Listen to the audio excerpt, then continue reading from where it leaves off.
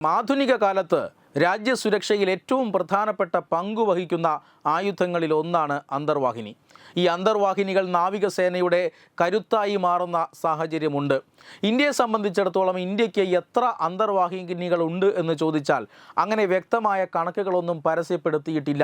ഇന്ത്യക്ക് ആകെയുള്ള അന്തർവാഹിനികളുടെ എണ്ണം ഈ പൊതുസമൂഹത്തിൽ ലഭ്യമല്ല എന്നുള്ളതാണ് ഏറ്റവും പ്രധാനപ്പെട്ട കാര്യം. പക്ഷേ അനൗപചാരികമായി മറ്റു പല ഏജൻസികളും ചില കണക്കുകൾ പുറത്തുവിട്ടിട്ടുണ്ട്.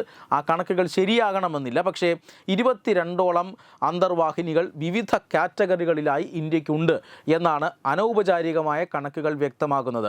ഇപ്പോൾ ഇതാ 6 അന്തർവാഹിനികൾ കൂടി ഇന്ത്യ നിർമ്മിക്കാനൊരുങ്ങുന്നു എന്ന വാർത്തയാണ് വരുന്നത്. രാജ്യത്തെ ജനങ്ങളെ സംബന്ധിച്ചിടത്തോളം ആവേശം നൽകുന്ന ഒരു വാർത്തയാണ്. കാരണം ഇന്ത്യയുടെ അയൽ രാജ്യങ്ങളായ ചൈനയ്ക്ക് ഇന്ത്യയേക്കാൾ കൂടുതൽ അന്തർവാഹിനികൾ ഉണ്ട്, അല്ലെങ്കിൽ ചൈനീസ് നാവികസേനയ്ക്ക് ഇന്ത്യൻ നാവികസേനയേക്കാൾ കൂടുതൽ അന്തർവാഹിനികളുണ്ട് എന്ന് വ്യക്തമാണ്.